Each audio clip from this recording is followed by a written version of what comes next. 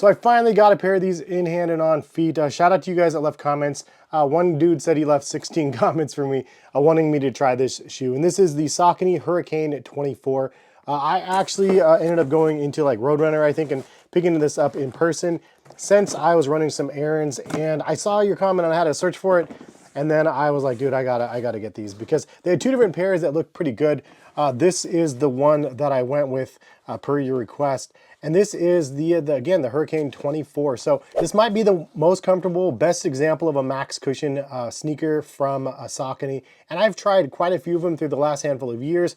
Every one of them kind of like slowly just didn't meet my expectations of what I was hoping for. This, however, after wearing them around a bit, kind of lives up to my expectations of what I was hoping for some of the other models. I think that's one of the hardest things when you're into the new ecosystem of a brand and just trying different things out, not knowing which models are the ones that are going to be the ones that you're trying, which is the fast, everyday, all-day shoe, which is the max cushion, which is the race day only sort of stuff. Some of it's a little bit harder to define. Any which way, this is a shoe. Let's get into some details about what they say about the shoe, and I'll give you guys my thoughts overall on the Hurricane 24, if it's worth buying or not. All right, so the retail of these are $160, so right in that like prime category for a max cushion sneaker under the 180. 160 is a perfect price point. They also do have a regular and wide feet versions, and they also have about 7 different colorways of the model. I would say fit for myself is true to size. I got a 9.5, perfectly happy. I did not get the wide version. I got the standard and I'm happy with that. So Saucony says this is made for daily movement. The cushioning has Power Run frame and Power Run PB,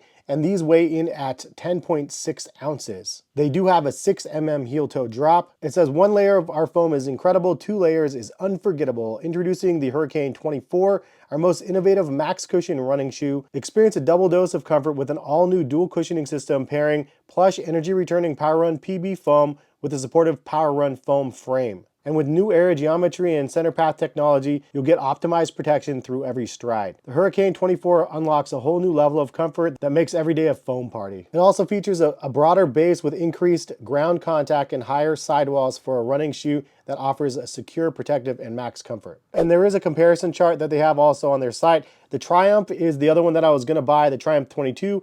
Support is listed as 3 instead of 4. The Hurricane has 4, and then cushioning is also at that 5, but the category for the Hurricane 24 does say max cushioning. The category for the Triumph 22 says neutral. Also, the Hurricane 24 is a little bit heavier because it is max cushion. The heel toe drop, again, being 6 mm, normally like running shoes that I've seen are about a 10 mm drop. But the fact that there's a 6 mm drop, that just means that there's actually more foam in the forefoot of the shoe, which you can actually feel as you're stepping through from the heel toe transition. You feel a lot more foam underfoot, which is something that I personally really love. I love feeling some heel squish, but then having that transfer up to my toes is just amazing. And I feel like this offers a really, really nice version of that. Now, this is one of the max cushion sneakers that I've tried. I've tried quite a few on this channel. I did a review of the New Balance More V5, which I will say direct competition side by side. The More V5 to me is a better choice. Side by side, they're a lot squishier underfoot. Just an overall like more comfortable pair. But that doesn't mean this isn't the best version of a Saucony shoe that I've tried on. It truly is. Now for the midsole, I didn't realize there was actually dual density foam going on here. You can actually see it when you look at the shoe. The top section has more of like the Adidas Boost sort of vibes with kind of fused pellets sort of stuff. And then the bottom half is a nice little soft foam there as well. Now Power Run is like the foam that they're kind of running with nowadays, pun intended. It was originally the Ever Run foam, which was kind of like a direct competition to like Adidas Boost with the fused pellets. Then they went to Power Run Plus, Power Run PB, and then they have like an elite version for the marathon runners as well. Now overall on feet, these things are pretty incredible. I went running in these with the kids and the dogs, running the kids to school and stuff, and chasing the dogs around basically. These things were really good. As you're rolling off the toe, they felt really good as well. Casually, they're a really good option as well. The other thing is if you like max cushion shoes, like this is like an epitome of a max cushion shoe. It's a little bit bigger, it's a thick boy,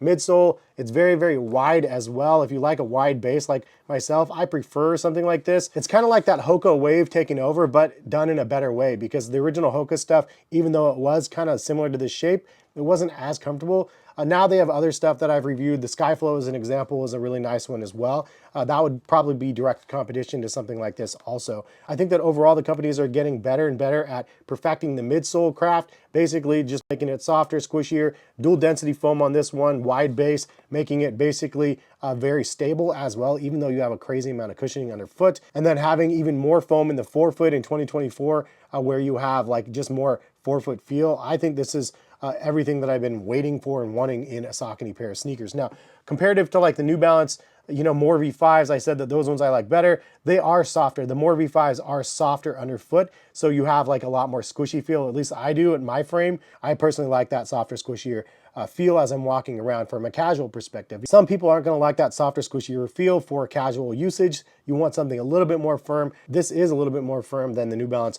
More V5s, and some people might actually prefer this because of it. The upper is fairly generic. I mean, it has an engineered mesh upper with some fused overlays.